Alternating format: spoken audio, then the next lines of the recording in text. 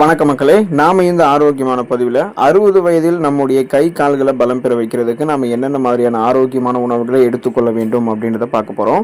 60 வயதை கடந்ததுக்கு அப்புறம் 60 வயது நமக்கு நடந்து கொண்டு இருக்கும் போது உடல்ல தசை வலிமை மற்றும் எலும்புகளினுடைய அடர்த்தி குறைவது அப்படின்றது இயல்பானது தான்.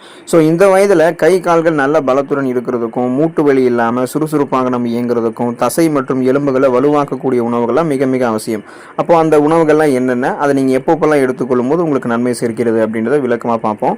அதை பற்றி பார்க்குறதுக்கு முன்னாடி இந்த வீடியோக்கு மட்டும் ஒரு லைக் கொடுத்துட்டு இந்த தகவலை உங்களுக்கு தெரிஞ்சவங்களுக்கும் ஷேர் பண்ணிவிடுங்க. ஏன்னா இது அவங்களுக்கும் பயனுள்ளதாக இருக்கக்கூடிய ஒரு ஆரோக்கியமான பதிவு தாங்க.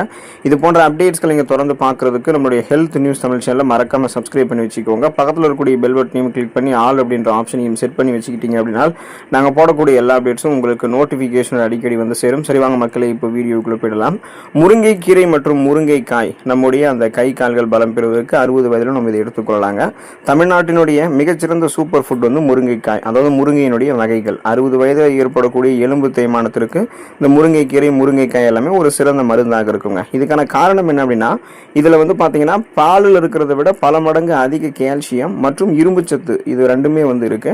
இதன் மூலமாக நமக்கு கிடைக்கக்கூடிய நன்மை என்னன்னா, இந்த காய்கறிகள் அதாவது இந்த முருங்கைக்காய் முருங்கைக்கீரை எல்லாமே கை கால் மூட்டுகளில் ஏற்படக்கூடிய அந்த வாத வலி மற்றும் தசை பலவீனத்தை எல்லாம் நமக்கு வந்து நீக்கிவிடும். அப்போ வாதமெல்லாம் நமக்கு எதுவும் ஏற்படாது, எலும்புகள் பலமாக இருக்கும், தசைகள் வந்து நமக்கு பலவீனமாக இல்லாமல் ஆரோக்கியமாக இருக்கும். இதை நம்ம எடுத்துக்கொள்ளக்கூடிய இந்த சாப்பிடக்கூடிய முறை அப்படின்றது பார்த்தீங்கன்னா, வாரத்தில் 2 அல்லது 3 நாட்கள் முருங்கைக்கீரை சூப் அல்லது முருங்கைக்காய் சாம்பார் வந்து நம்ம சேர்த்து கொண்டு வரலாம்.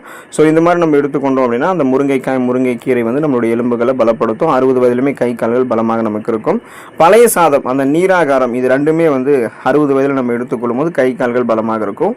நம் முன்னோர்களினுடைய ஆரோக்கிய ரகசியம் அந்த பழைய சாதம் தான். அதில் உடலுக்கு தேவையான நல்ல பாக்டீரியாக்கள் வந்து அதிகமாக இருக்கு.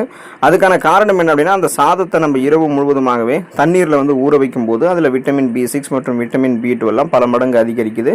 இதன் மூலமாக நமக்கு கிடைக்கக்கூடிய நன்மை என்னன்னா, நம்மளுடைய கை கால்களில் ஏற்படக்கூடிய நரம்பு தளர்ச்சி, எரிச்சல் மற்றும் உடல் சோர்வை நீக்கி உடனடியாக நம்மளுடைய உடலுக்கு வந்து எனர்ஜி அந்த ஆற்றலை கொடுக்கக்கூடியதாக நமக்கு வந்து இந்த நம்ம எடுத்துக்கொள்ளக்கூடிய பழைய சாதம் நீராகாரம் இருக்கும். ஸோ இதை சாப்பிடக்கூடிய முறை அப்படின்றது காலையில் சிறிய வெங்காயம் மற்றும் மோர் கலந்து நீங்கள் நீராகாரமாக குடிக்கலாம். இல்லைன்னா பழைய சாதத்தை அப்படியே எடுத்துக்கலாம். அதை எடுத்துக்கொள்ளும் போது 60 வயதிலுமே நம்முடைய கை கால்கள் வந்து பலமாக தான் நமக்கு இருக்கும். கேழ்வரகு அப்படின்ற அந்த ராகி வந்து நம்ம 60 வயதில் எடுத்துக்கொள்ளும் போது கை கால்கள் பலமாக இருக்குங்க. தானியங்களிலேயே அதிக கால்சியம் சத்து கொண்டது கேழ்வரகு தான். அதுக்கான காரணம் என்னன்னா, கேழ்வரகுல இருக்கக்கூடிய அந்த கால்சியம் மற்றும் நார் சத்து எலும்புகளுக்கு இரும்பு போன்ற ஒரு பலத்தை கொடுக்கும். ஸோ அதுக்கு தான் அந்த கேழ்வரகு அந்த கால்சியம் சத்து இருக்கக்கூடியதாக நம்ம பார்த்து எடுத்துக்கிறோம். இப்போ அதனுடைய நன்மை என்ன அப்படின்னா, 60 வயதில் ஏற்படக்கூடிய ஆஸ்டியோபோரோசிஸ் அப்படின்ற அந்த எலும்பு மெலிதல் நோயை வந்து முன்னாடியே ஏற்படாமல் தடுக்கிறதுக்கு, கை கால் மூட்டுகளுக்கு வந்து பலம் சேர்க்கிறதுக்கு கேழ்வரகுல இருக்கக்கூடிய அந்த கால்சியம் சத்து இது எல்லாமே நமக்கு வந்து உதவிகரமாக இருக்கும். இன்னும் குறிப்பாக இதை சாப்பிடக்கூடிய முறை அப்படின்றது கேழ்வரகு கூழ், கேழ்வரகு களி அல்லது கேழ்வரகு தோசை, கேழ்வரகு அடை, கேழ்வரகு மாவா நீங்கள் வந்து இனிப்பு சேர்த்து சாப்பிட்றது, இது மாதிரி எப்படி வேணாலும் உங்களுடைய உணவுகள் எடுத்துக்கலாம். குறிப்பாக கேழ்வரகு காலை உணவாகவே நீங்கள் எடுத்துக்கொள்ளலாம். ஸோ அந்த மாதிரி மார்னிங் பிரேக்ஃபாஸ்ட்டாகவே நீங்கள் எடுத்துக்கொள்ளும் போதே கால்சியம் போன்ற எலும்புகளை வலுப்படுத்தக்கூடிய அத்தியாவசியமான ஊட்டச்சத்துக்கள் உறிஞ்சப்பட்டு கை கால்களில் உங்களுக்கு அந்த எலும்பு பிரதானமாக இருக்கக்கூடிய இடங்களில் வலி அப்படின்றது உங்களுக்கு ஏற்படாது. 60 வயதிலுமே கை கால்கள் உங்களுக்கு வந்து பலமாக தான் இருக்கும். உளுத்தங்கஞ்சி அல்லது உளுத்தங்களி நீங்கள் எடுத்துக்கொள்ளலாம். 60 வயதிலுமே நீங்கள் வந்து ஆரோக்கியமாக உங்களால் இருக்க முடியும். இடுப்பு எலும்பு மற்றும் கை கால் மூட்டுகளினுடைய இணைப்பு பகுதிகளை அந்த ஜாயின்ஸை வந்து வலுப்படுத்துறதுக்கு உளுந்து வந்து மிக முக்கியமானதுங்க. கருப்பு உளுந்தில் பார்த்தீங்கன்னா பொட்டாசியம், கால்சியம் மற்றும் பாஸ்பரஸ் வந்து அதிகமாக இருக்கு. ஸோ இதன் காரணமாக தான் நம்ம இந்த கருப்பு உளுந்தை எடுத்துக்கொள்ளணும். இதன் மூலமாக கிடைக்கக்கூடிய நன்மை என்ன அப்படின்னா, இது மூட்டுகளுக்கு இடையில் இருக்கக்கூடிய லூப்ரிகேஷனை, அதாவது அந்த வழுவழுப்பு தன்மையை வந்து மேம்படுத்தி தேய்மானத்தை நமக்கு வந்து குறைக்குது. கை கால் பிடிப்பு மற்றும் தசை வலியெல்லாம் நமக்கு வந்து போக்கும். இதை சாப்பிடக்கூடிய முறை அப்படின்றது வாரத்திற்கு ஒரு முறையாவது தோல் நீக்காத கருப்பு உளுந்தோட பூண்டு வெந்தயம் சேர்த்து கஞ்சியாகவோ, அதாவது உளுத்தங்கஞ்சியாகவோ அல்லது கருப்பட்டி சேர்த்து உளுத்தங்களியாகவோ நீங்கள் சாப்பிடலாம்.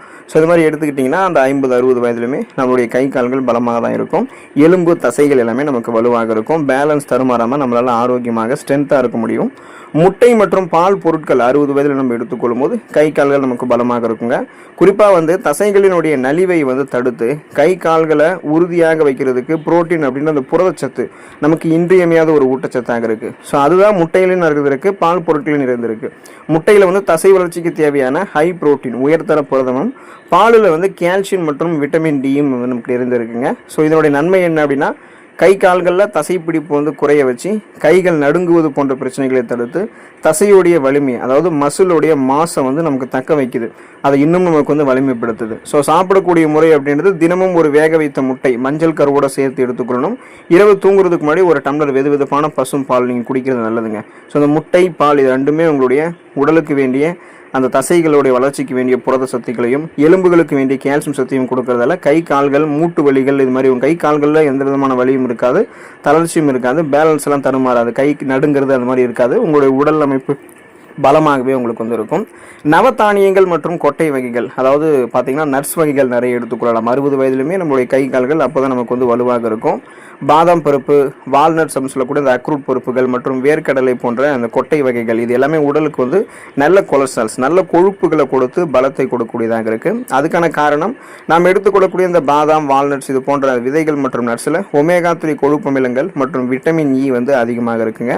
இதன் மூலமாக கிடைக்கக்கூடிய நன்மை என்னென்னா இவை அனைத்தும் நம்மளுடைய நர்வ்ஸ், அந்த நரம்புகளை வந்து ஸ்ட்ராங் பண்ணி பலப்படுத்தி கை மற்றும் கால்களுக்கு செல்லக்கூடிய ரத்த ஓட்டத்தை தொடர்ந்து நமக்கு சீராக கொடுத்துக்கிட்டே இருக்குது. ஸோ ரத்த ஓட்டம் தடையில்லாமல் கை கால்களை நமக்கு இருக்கும்போது தான் கை கால்கள் தளர்ந்து போகிறது, நடுக்கம் ஏற்படுவதெல்லாம் இல்லாமல் 60 வயதிலுமே கை கால்களை நம்ம பலப்படுத்திக் கொள்ள முடியும். அதாவது விதைகள் மற்றும் நட்ஸு, நவதானியங்கள் இதெல்லாம் நம்ம தொடர்ந்து சுழற்சி அடிப்படையில் தினமும் ஒரு கைப்பிடி அளவாவது எடுத்துக்கொள்ளும் போது தான் கை கால்களுக்கு ரத்த ஓட்டம் செல்ல ஆரம்பிக்கும், கை கால்கள் வலிமையாக இருக்கும். இதை சாப்பிடக்கூடிய முறை அப்படின்றது 4 அல்லது 5 பாதாம் பருப்பை இரவு தூங்குறதுக்கு முன்னாடி சாதாரணமாக நம்ம குடிக்கக்கூடிய தண்ணீரில் ஊற வச்சுட்டு வெறும் வயிற்றில் காலையில் அதோடைய தோலை நீக்கி விட்டும் சாப்பிடலாம். அதே போல் வால்நட்ஸ் நீங்கள் ஸ்நாக்ஸ் மாதிரி டைமில் எடுத்துக்கலாம். பிஸ்தா பருப்பு, அப்புறம் விதைகளில் வந்து பார்த்தீங்கன்னா ஆலி விதைகள், பூசணி விதைகள் இது மாதிரி நிறைய நீங்கள் சுழற்சி அடிப்படையில் எடுத்துக்கொள்ளும் போது உங்களுக்கு அது எல்லாமே கை கால்களை வந்து வலுப்படுத்தக்கூடியதாக தான் இருக்குது.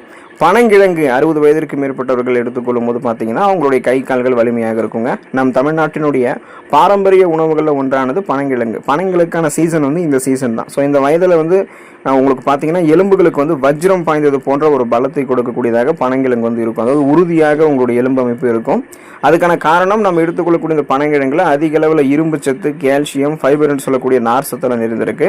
இதனுடைய நன்மை அப்படின்றது பார்த்தீங்கன்னா 60 வயதானவர்களுக்கு ஏற்படக்கூடிய கை கால் சோர்வு மற்றும் தசை பலவீனத்தை பனங்கிழங்கு உடனடியாக நமக்கு நீக்கும். உடலுக்கு வந்து குளிர்ச்சியையும் இடுப்பு எலும்புகளுக்கு குறிப்பாக நல்ல பலத்தையுமே கொடுக்கும். ஸோ அதனால் அந்த 50-60 வயதில் நமக்கு அந்த எலும்பு தொடர்பான பிரச்சனை அப்படின்றது வந்து நமக்கு எதுவுமே இருக்காது.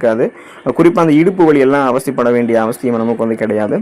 பனங்கிழங்கு நீங்கள் சாப்பிடக்கூடிய முறை அப்படின்றது பார்த்தீங்கன்னா அவித்து எடுத்துக்கொள்ளலாம். அவித்து சிறு சிறு துண்டுகளாக நறுக்கி அப்படியே சாப்பிடலாம்.